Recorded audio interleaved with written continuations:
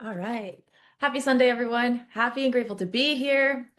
First things first, let's start off with a little bit of gratitude. Like always, these calls are going to be every week, Sunday, same time, same place. Um, I think you guys all have the book. If there's someone here that does not have the book, no worries. Go ahead and get that. It should be mailed within a few days. So depending on where you're residing, you should be okay. Okay, so let's start off with a little bit of gratitude. I'm happy and grateful for my family, happy and grateful for health, happy and grateful for internet, grateful for shelter, grateful for all of you guys wanting to continue to evolve and expand. And we're going to get into how important that is. This week, I'm going to read the first chapter. The idea is that everyone come in already reading the chapter. Breaking the Habit of Breaking Your Plan is a workbook that we curated in a specific way. We want the chapters to be short, but we want the explanation and the implementation to be ongoing. And it's supposed to be an easy read. So read it once, read it twice, read it 3 times a day if you need to. It's going to get monotonous. That's kind of the point. We want repetition. We're going to get into it, but just to give you a little bit of surface level, there's 2 ways to change a paradigm. One is through emotional impact, and 2 is through repetition. Emotional impact is when things happen to or for that impact us emotionally, that are a little bit tough, maybe. Example of this is someone having a heart attack and then they start to change their diet. Someone losing someone in their family and then they start to treat others differently because they know that life is sacred, right? So something that impacts you to a point where like you want to make change. That's emotional impact. Now, it doesn't always have to get to that point, something that we have more control over and that's less daunting sometimes is just getting in those repetitions, repetitions, repetitions, repetitions. You probably have heard that it takes 3 weeks to change a habit or to create a habit. And I don't think that's necessarily true. I think it depends on how many times you're doing that thing that you want to make a habit within those 3 weeks. Okay, so now the chat's looking good. Happy and grateful to have another day with my family. Happy and grateful for health and supportive family. Grateful for a wonderful wife who loves me. Shout out, Lindsay. Happy and grateful for my family. Grateful for Tradetopia. Appreciate you. Grateful for the consistent education to improve myself. Amen. Agradezco el momento presente mientras está la cosecha. Estoy puliendo y limpiando áreas de mi vida y poco a poco veo esos resultados y toma todo sentido. Exactly. He basically said a little bit at a time, you start to see the changes in the harvest. Okay, guys. So I'm assuming you guys know who I am. Sorry. My name is Nancy Aguilera, and we wrote, along with Mike Navarrete, we wrote Breaking the Habit of Breaking Your Plan. So this is going to be the book that we go over for the next 6 weeks. And I'll share the recording, make sure that you guys can listen to it as many times as you want. Something that really helped me in the past when I got mentorship. That did not come at a, how do I say this? Previously seen as attainable price. It costed us a pretty penny, right? But what I learned there is that repetition matters and that your commitment to something matters and it makes all the difference. So to give you guys a little bit of a background as to why we formed it the way that we did, back in 2020, Mike and I had bought the Bob Proctor mentorship, and it was just a bunch of recordings, not to dilute the information. The information was extremely valuable. I would say it changed my life, but it's kind of things that we've had heard before, but the way that it was organized and the amount of times that we repeated it, I think that's what made all the difference. And basically, I had been trading since 2018. I went 2.5 years without seeing any results.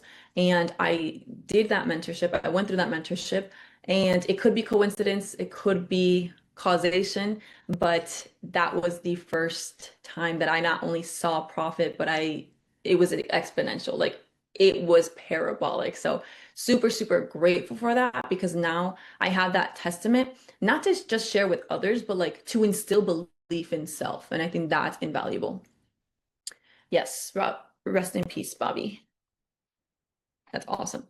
Okay, so let's read the first chapter of Breaking the Habit together. Like I said, in the upcoming weeks, we won't have to read it together because I'm going to be assuming that you guys have already done so. But for the sake of this week, just in case somebody doesn't have their book yet, then, we're just going to go through it. All right. So the beginning of the book starts off with abundance is not something we acquire, it's something we tune into. You might have heard me say it. We're tapping into a frequency, the same way that radios work based off of wavelengths and frequencies.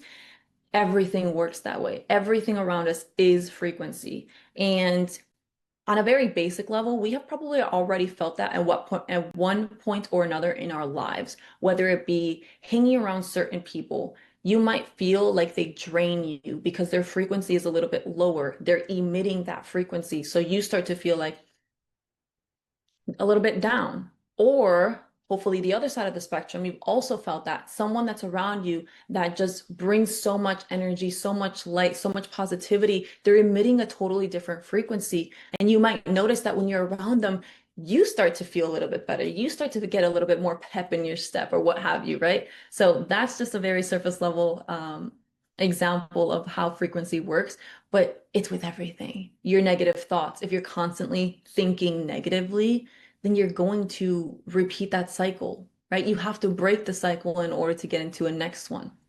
Okay, so that is Wayne Dyer, phenomenal author. You don't need more information. You need to stop getting in your own way. You already know enough to trade well, but knowing doesn't equal doing. And doing doesn't stick when your habits, emotions, and identity aren't aligned. How many times have we tried to start a new habit, but we keep on kind of like falling back to our previous ones? Why? Because that's our default setting. Think of it as like a software that you're running, whether it be on your phone, we have iOS, if you have an Apple product, on your computer, game consoles, I don't know too much about that, but basically like it's running on a specific software, right? And that's all it knows.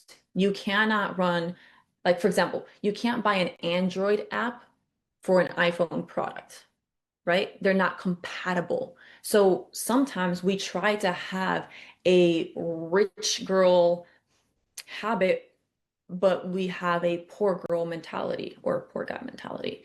They're not compatible. And that's why you keep defaulting back to your previous self because you haven't changed, you haven't upgraded the software. This book isn't here to teach you a new system. It's here to help you finally honor the one that you already have, especially if you're in the syndicate, right? It's about healing the part of you that hesitates, the part that overtrades, that abandons your rules, doubts your plan, or chases when you know better. Through 11 intentional chapters, you'll learn how to rewire the internal patterns that have quietly been running the show and step into the version of you who trades with trust, clarity, and consistency.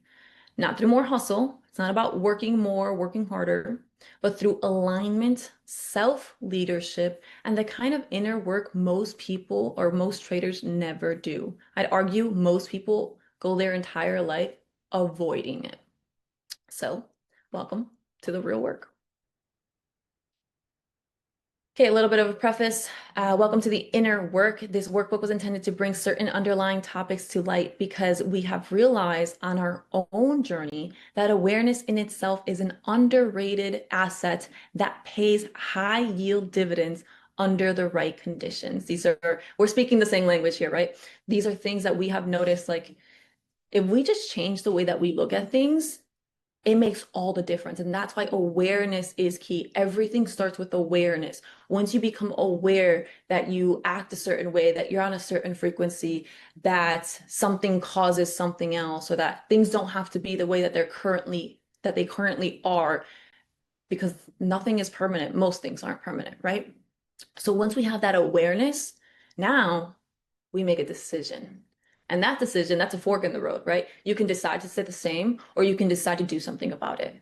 And it's kind of like changing the trajectory. It is changing the trajectory of something. If you started here and then you just changed by 1 degree, once we get over here, we're in a completely different location. I don't even know if you guys can see me. We're in a completely different location than we would have been if we would have stayed at the same angle. So it's all about moving the needle, moving that angle just a little bit in the correct trajectory. Breaking the Habit of Breaking Your Plan is a compilation of pivotal lessons we've learned over the last 10 years, a whole decade, imagine. This is not a quick read kind of book. It's meant to be studied, reflected on, revisited. Each of the 11 chapters speaks to a different piece of the internal puzzle that so many traders, ourselves included, have struggled to put together. These chapters are about paradigms, identity, habits, and more. And when woven together, they offer a new lens through which to view your decisions, discipline, and daily execution. We hold this book close, not because it's something we wrote, because it's something built on hard lessons, honest reflection, and the decision to do the hard, boring work most people go their whole life avoiding. Our hope is that you don't just read this book, you work with it. Journal through it, sit with the uncomfortable parts, try the exercises, try them more than once. Let it challenge you, let it clarify you, let it support you as you build the version of yourself who no longer has to break their plan to feel in control.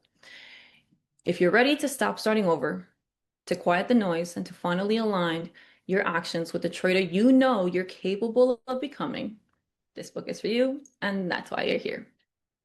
So, Chapter 1. Chapter 1 is going to be the most basic one, but it's going to be constantly running, not only running, but also being refreshed throughout life. Goals are a moving target, right? So we can have one goal for our entire life, but we can also have other goals that once we achieve it, now we have something bigger and bigger and bigger. And the interesting thing, I'm starting to get a little bit ahead of myself, but the interesting thing is that human beings, we are wired for greater expansion. Like our spirit wants to progress. And we'll get into that biology, anatomically, we'll call it. So, goals. People with goals succeed because they know where they're going. And that is Earl Nightingale, one of the richest men in his time. And he had a lot of insight. He had a lot of knowledge. Once he attained that wealth, or probably in the process of attaining that wealth, he learned a few things and then passed that on. And that's where the book Think and Grow Rich comes in. That's where the whole lineage of like personal development comes in. Bob Proctor comes into that lineage later on. So any definite chief aim that is deliberately fixed in mind and held there with the determination to realize it finally saturates the entire subconscious mind until it automatically influences the physical action of the body towards the attainment of that purpose. That's Napoleon Hill, who learned from Earl Nightingale and wrote Think and Grow Rich.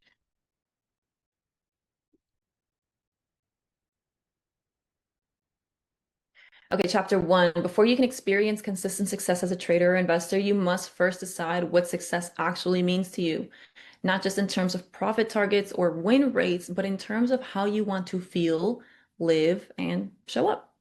A worthy ideal is a goal that excites you, stretches you, and requires you to grow into a new version of yourself.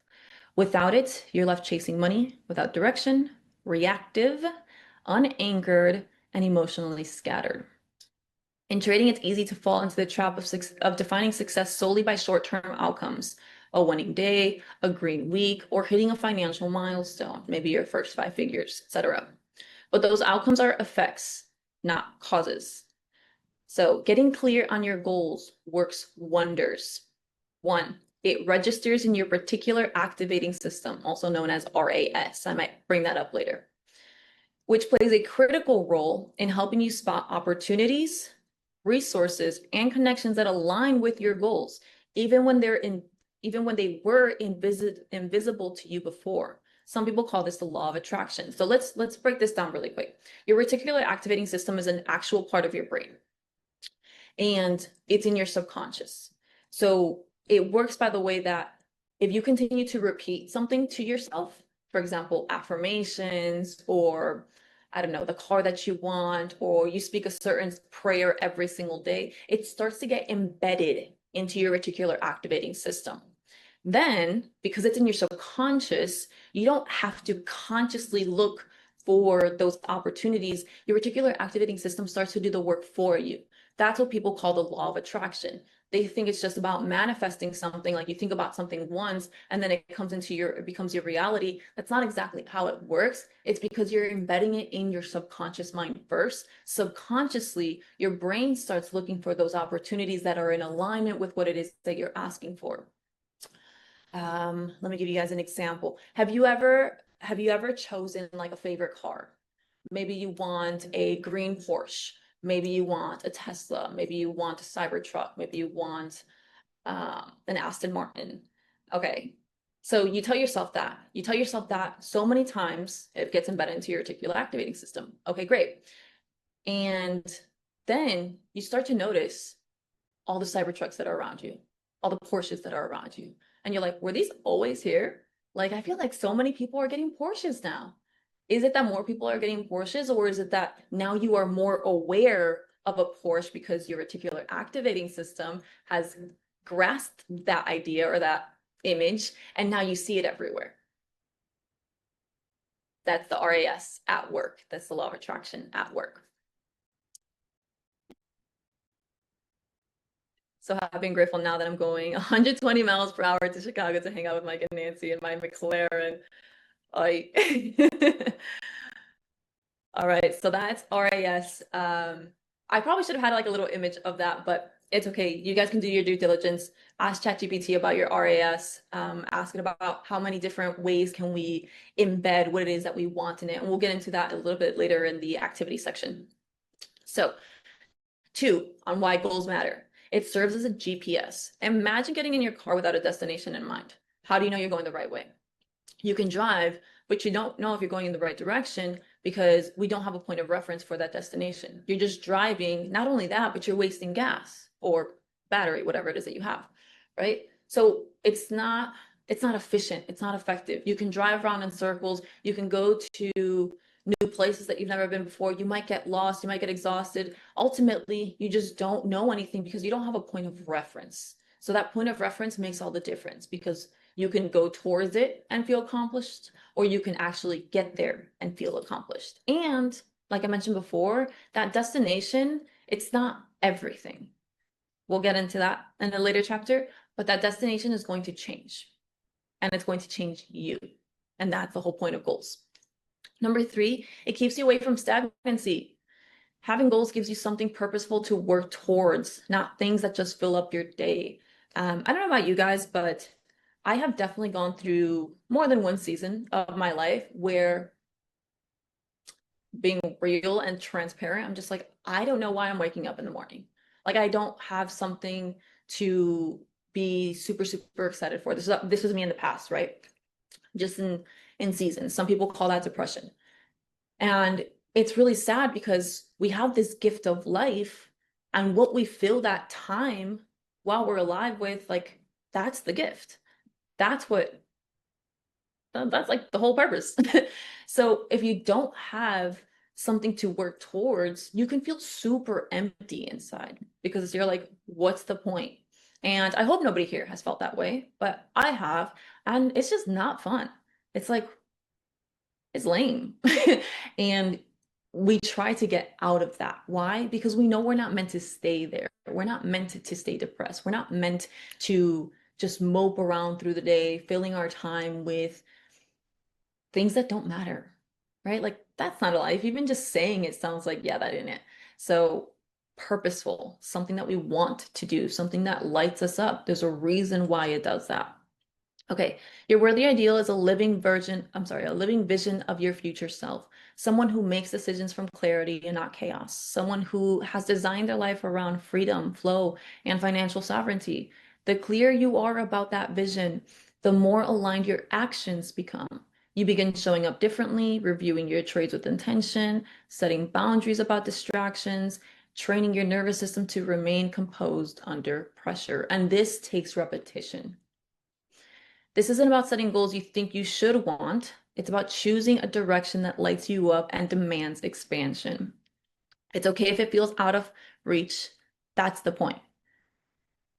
When your goal is big enough, it creates a pool to stretch your behavior, shift your habits, and elevate your belief system. That's where the real transformation begins.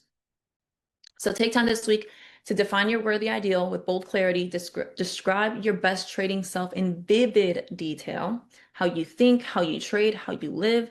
Anchor into that vision every day. Read it out loud, feel it, make it familiar. The more emotionally connected you are with this version, the faster your subconscious will begin to align, because trading success doesn't begin with your analysis or entries. It begins with who you believe you are. And who you believe you are is a choice you make every day. Okay, so we'll leave that there. We won't get into that right now. I have this little presentation. I'm going to go through it pretty quickly so that we can talk about these things, about goals.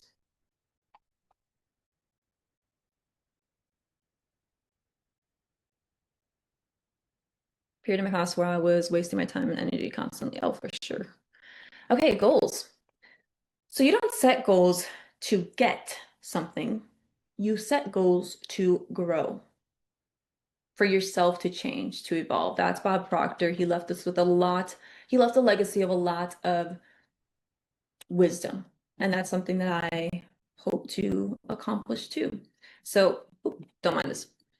So let's reverse engineer. Let's go way back. Why do goals even matter? Where is the proof that goals matter? Nancy, what if I think that you're just completely full of it and that you're just doing this to, I don't know, fill up your time or make you feel better? I think, well, actually, no, I'm telling you that we are biologically designed to grow. Think of our neuroplasticity. Neuroplasticity is the wires, or yeah, we can call them wires, in your brain that light up. They literally light up. If you were to get, I think it's a CAT scan or an MRI.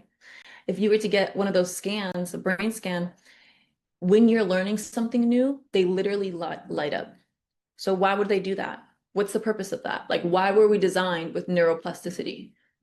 We won't get into like the whole Big Bang theory, but like, you think that that's an accident?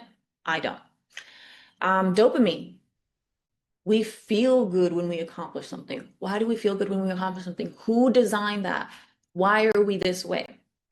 I think we were designed this way because literally our survival depended on it. Not only our survival, but our evolution. Do you think we would have evolved the way that we've evolved without dopamine kicking in when we're accomplishing something, without neuroplasticity helping us learn new things and attaining that information and essentially leveling up in life? We went from cavemen to the society that we live in today. Now, we can argue that we've kind of gone a different direction, but the point being is that we are no longer people surviving in the wild, trying to figure out fire, right? But those people, they figured things out and they leaned into it. They probably didn't even know it then. Isn't that crazy? They didn't even know it then, but they leaned into doing those things because they were biologically designed to do so. Interesting. The next part is Maslow's hierarchy of needs. Okay, so when I went to college, I would skip class all the time because it just wasn't fulfilling me. And like, I wanted to aspire to be an engineer, but only for the money, for the wrong reasons, essentially. And I took a psychology class, and that psychology class actually feel like I took the most out of it.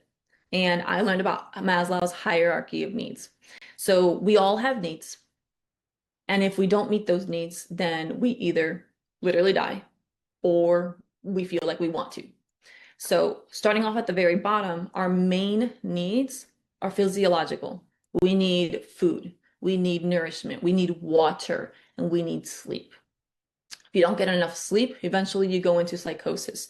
If you don't get enough water, eventually you die of dehydration. And if you don't get enough food, your body starts to eat itself, right? Like, we have these needs that are undeniable. Then safety, then love and belonging, then self-esteem. But at the very top of this hierarchy of needs is self-actualization. And you guys can look into this yourself if you haven't heard of this before. But the bottom is things that we like need to survive. The top is things that we need to feel alive. So self-actualization, what is that?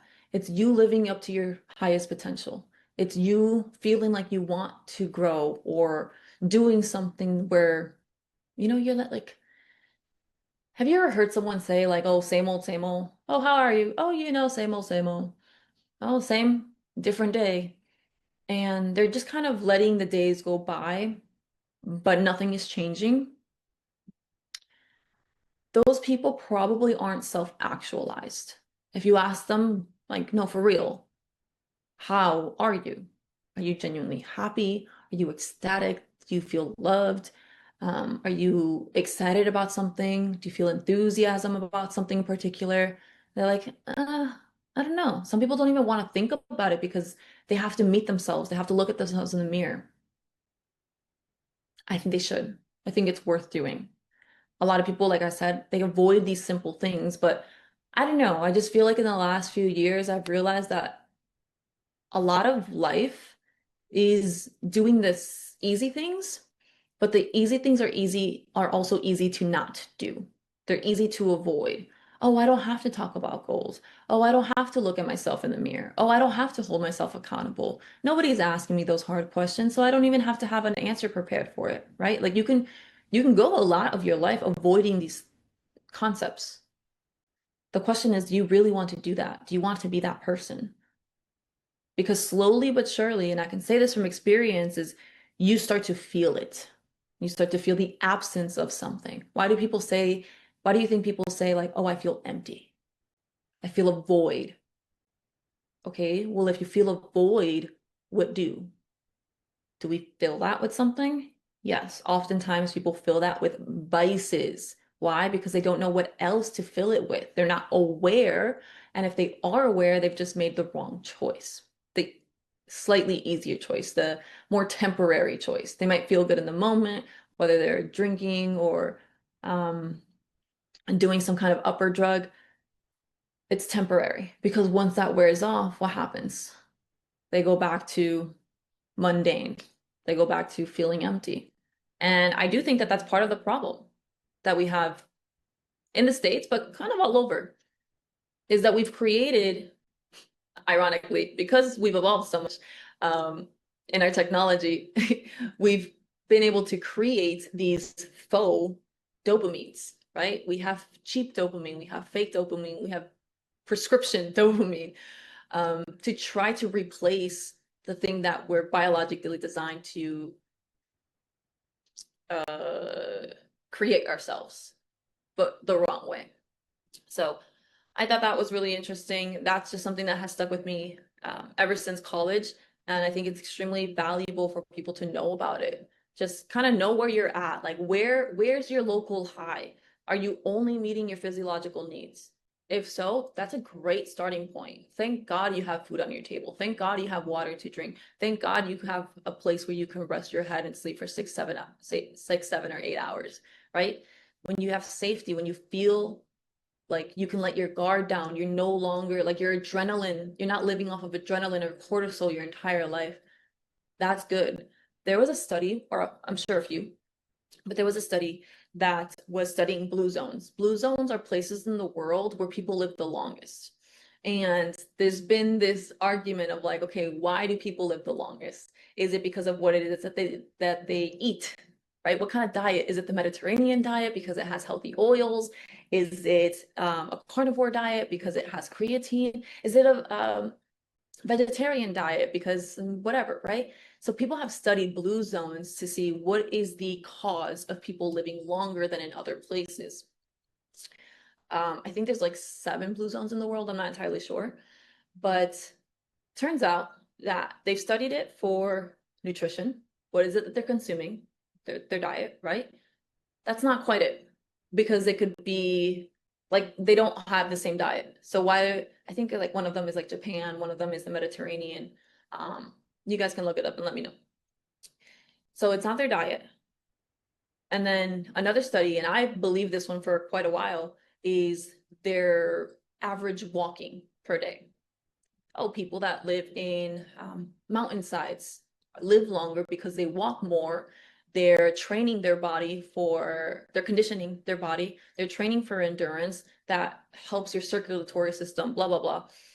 And they're like, yes, it's a bone density based off of how much you walk or exercise. Okay, that makes sense, right? And then they realize, I'm not sure if that's entirely true. People that live the longest have the least amount of stress. And people that have the least amount of stress have higher levels of self-actualization. It's not that they're stressed trying to work for a specific goal. It's that they're enjoying the process of getting to their destination. So I thought that was beautiful, kind of putting everything together the way that we live. It's all just pieces of a puzzle, right? So we get to see the big picture. Yuka y suero.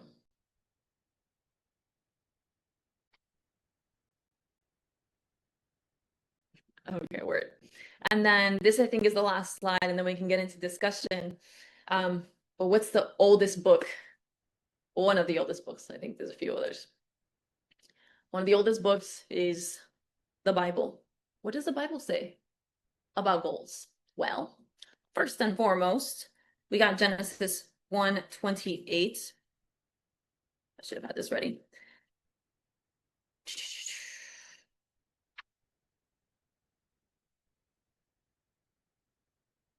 And then God blessed them, and God said to them, be fruitful and multiply, fill the earth and subdue it, have dominion over the fish of the sea, over the birds in the air, and over every living thing that moves on earth. God literally said to them, be fruitful and multiply. Yes, he was talking about multiplying ourselves, reproducing so that we could populate and there could be more of us, but he said be fruitful. What does that mean? It means to bear fruit, right? A tree bears fruit, a bush bears fruit. What fruit are we bearing? I forgot what other part in the Bible it references fruit a lot, right? You will know them by their fruit. What does that mean? How was the external a validation point of what's going on internally? Is it? Why did he think it was important enough to notice it? And not only that, but do you know how many times the Bible has been translated? They could have left that part out, but they didn't because it's important. Habakkuk, sorry, I don't know how to say that. This it's over here. Habakkuk, chapter 2, verse 2, write the vision and make it plain on tablets, and he may run who reads it. Write the vision down. What vision do you have? What vision do you have for yourself? What vision do you have for the world? Why did someone say that? Why was it passed on for so many centuries? Think about it. Centuries, translations, dozens of translations, hundreds if you international, right? But there's so many versions of the Bible. Why do they talk about vision? It must be important. We have the parable of the talents. This might be my favorite one. Matthew 25. Ooh.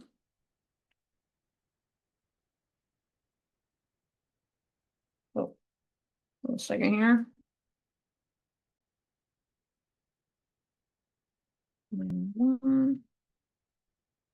I tried having some of these ready. Matthew chapter 25, verse 14. The parable of the talents. For the kingdom of heaven is like a man traveling to a far country who called his own servants and delivered his goods to them. And to one he gave 5 talents, to another 2, and to another 1, to each according to his own ability. Then he who had received the 5 talents went and traded with them and made another 5 talents. He doubled his income, 100% ROI. And likewise, he who had received 2 gained 2 more also doubled, 100% ROI. But he who had received 1 went and dug it in the ground and hid his Lord's money. After a long time, the Lord of those servants came and settled accounts with them.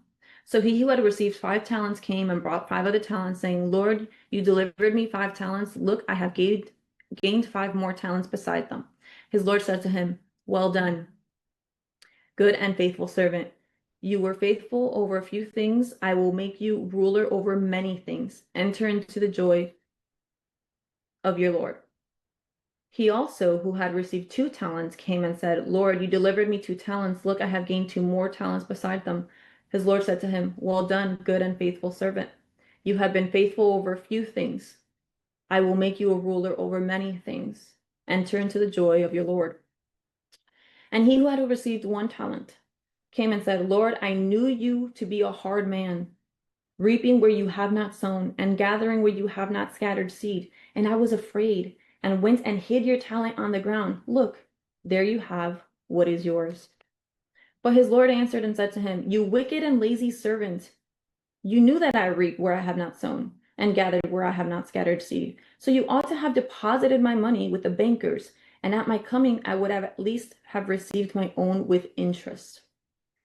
So take the talent from him, and give it to him who has 10 talents.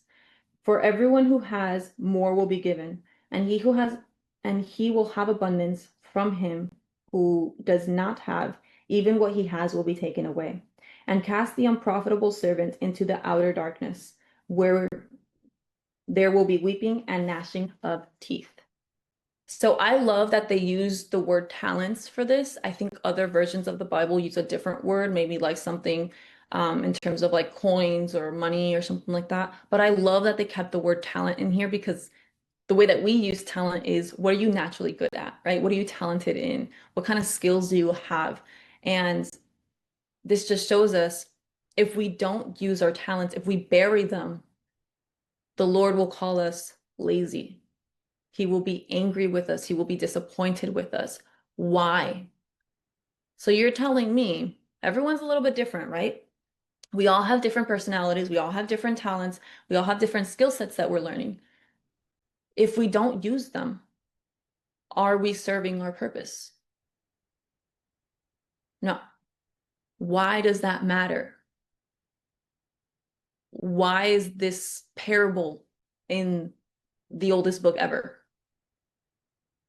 If we do use them, thank you, my good and faithful servant, right? That's like, it's so different. That's why I think a lot of us Christians, of course, that's what we're working on. That's what we're trying to accomplish. And by the way, guys, I feel like it doesn't matter what faith you're coming from. If you have faith, if you believe in something else, that's fine. We're just looking at the history of this book and dissecting, why does this matter so much, right? So that's a parable of the talents.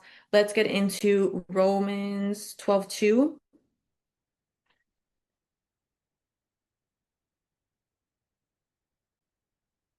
Oh, I think I had it somewhere. Yes. Romans 12:2. And do not be conformed to this world, but be transformed by the renewing of your mind, that you may prove what is that good and acceptable and perfect will of God. Do not conform to this world, but be transformed by the renewing of your mind. Why do we have to renew our mind? God made us perfect. Yes, but there's a little bit more than that. It's a little bit more dynamic, right? We're not here to just like, we were born perfect, we're gonna die perfect, then that's it. The journey is everything, right? The way that we live, someone says, like the way that you live on your tombstone, you have your start date, you have your end date, and everything in life is the hyphen. How do you live that hyphen? And yeah, I think we're here to fill our life up with something purposeful, meaningful. We're not just here to like let the calendar days go by. That's so boring. So why do we need to renew our mind? Because the world has, their own agenda. There's evil people in this world. There's people that are bringing us down. And maybe they even serve that purpose. Like they're here to test us. You can't grow a muscle without breaking it down a little bit, right? So that's fine. But why do we need to renew our mind? Because we're naturally inclined for bigger expansion, for growth. Okay. And then we have Proverbs So much wisdom in Proverbs. Let's go with Proverbs 16:3.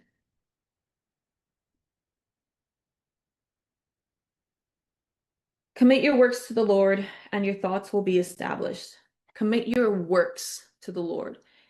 It doesn't say commit your laziness to the Lord. It doesn't say commit your casualness to the Lord. It doesn't say commit your days of rotting on the couch to the Lord, right? It says commit your works to the Lord. So what are your works?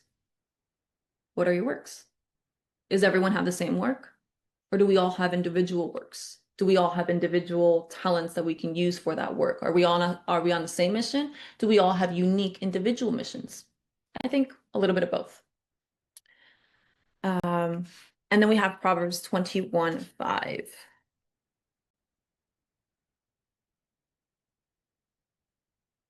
The plans of the diligent lead surely to plenty, but those of everyone who is hasty surely to poverty. The plans of the diligent, what does that mean? Plan. Write down your goal. Where's the blueprint? How are you getting there? What's your strategy? The plans of the diligent. Diligent means you're meticulous, you're crossing your T's, dotting your I's, you're making sure that it's of good quality, the certain way, right? We'll talk about that in a later chapter. Why was this included? There's so much wisdom in this book that has been passed on and passed on. Do you guys now believe, I mean, I'm preaching to the choir here, right? But do you guys now believe that goals are important? After reviewing these scriptures, after talking about our anatomical design, psychological needs, like, do you believe goals are important? That's why we started with goals as our first chapter. We're laying the foundation. We're talking about something that's extremely, extremely, extremely basic. But like I mentioned before, what's easy to do is easy not to do. It's also easy to avoid talking about goals your whole life. And the good thing is that you can create a goal at any point. And your goal that you had last year, it might not even matter to you anymore. That's okay. Why? Because you've evolved and we're allowed to evolve. So I'm going to wrap this up here, guys. I know that I talked a lot and we were supposed to have a little bit of time to discuss this, but in terms of the worksheet, and no, just that, but to write them down and be clear on your goals. Exactly. So thank you for bringing that up, Corey. Write them down. A lot of you, well, everyone in the syndicate, I believe, has this goal card. Why did we include a goal card? It's not just for decoration. It's not because we just wanted to give you more stuff or waste paper or make it look cutesy for the Instagram tag. No, goal card. And it says in the top or on the other side, I'm so happy and grateful that now that. Why?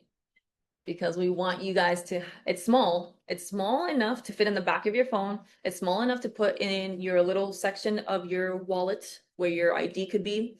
It's small enough to carry in your pocket. And obviously, I think another smart thing to do is just leave it next to your nightstand if you have one. Like, have it be the first thing that you look at in the morning, or one of the first things that you look at in the morning. We want to engrave or embed it in our reticular activating system. Yes or no? My favorite verse is, the kingdom of God is within you. Luke 17:21. Absolutely. Beautiful. Just checking in here, the chat. Okay, guys. So in terms of implementation, we can go back to the workbook really quick. If you haven't already gone through this, go through it. Most traders set goals based off of logic, whether it be, oh, I just want to make $500 a day because I can live off of that. But we want to focus on vision. We want something that's going to help us grow furthermore than just attaining that number, right? So to unlock that true quantum growth, we have to set a type C goal. A type C goal is something that excites you, feels out of reach, and requires a new version of you. There's three types of goals, right? A, B, and C. A goal is something that you have already done. For example, I can have a goal of eating 1,800 calories a day. Cool. Have I done that before? Yes. Could it still be a goal, something that I want to do every day? Yes. But I've already done it before. So am I changing the person that I am exactly? Not necessarily. With consistency, yes, right? But it's not changing who I am day by day. A type B goal is something that you know how to do, but you haven't done it yet. So for example, a type B goal could be withdrawing 4 figures, 5 figures, 6 figures from the market. You know how to do it. You hop on the sessions. You're in the syndicate. You're going through it. You're writing everything down in your journal. You haven't quite done it yet, though. That's a good type B goal. It stretches you a little bit, but you already know how to do it. You just haven't done it yet. And we'll get into that in another chapter as well. A type C goal is something where like, oh, that's audacious. That's a stretch. I'm not sure how to do that. I don't even know, like, what do I do? You feel a little slightly overwhelmed. That's okay. Because that space between where you're at and what that type C goal is, that's all the room for you to grow. So do you want to limit your growth to type A, something you've already done before? Type B, something that you haven't done, but you know how to do? Or type C, something that you have no idea how to do, how you're going to do it, if you're going to be able to do it, but you're going to grow in the process, right? It's like the saying that goes, shoot for the moon, at worst, you'll land amongst the stars. Or do you want to stay in your backyard? So write that down. If you have one of these, write down your goal on here. Don't be afraid of messing it up. I think that if this goal card is in pristine condition 6 months from now, you didn't look at it enough. I've had goal cards in the past that were grimy. Like they were all types of torn up, edges bent. Why? Because I was picking it up every single day. I was moving it from my pocket. I was putting it in my purse. It was being used. And we don't have time to go over some examples, but the reason why I truly believe that this stuff works, especially with the whole reticular activating system, number one, is just science. Again, look it up. But number two, I've had that happen. I've achieved the things that I have tried to embed in my reticular activating system more than once. Like I've tested it. I'm naturally a skeptical person. I'm not afraid to admit that. But I test these things and then I'm just like, well, I'll be darned. It actually works. So go ahead and be skeptical. Put it to the test. Put it to the test consistently. So guys, I will leave you with that. In the following weeks, we will have more time because we won't be reading everything. We'll have more time to talk about it, to discuss it. Right now we have the syndicate call, which is coming up in 1 minute ago. So we don't have time to do that today, but we can write it in the chat. Like if you have any questions, write it in the exchange, make it a post and say like, do you think this is a good type C goal? Am I thinking too small? It's okay. Like this is a safe space. We're here to encourage each other. We're here to make sure that like, I think the realest form of love, whether it be self-love or love to someone external, is accountability. So self-accountability is, am I being real with myself? Do I love myself enough to be real with myself? Or does it not matter that much to me? Well, then it's arguable if you love yourself that much or not. And then externally too, do you hold other people around you accountable? Do you hold your friends accountable? Do you hold your peers accountable, your family accountable? Or do you want to see them? And this sounds so like morbid, but like, are you okay to see them eventually get depressed? Nobody wants to see their loved ones get depressed, right? So push them a little bit further. You might step on their toes a little bit. Trust me, been there. But if you have the right intentions and you communicate in a way that's respectable or respectively, you know what I mean? It's okay. It'll be okay. So love is the best frequency. Exactly. You're literally tapping into that. All right, guys, I'll leave it at that. Have a great rest of your day.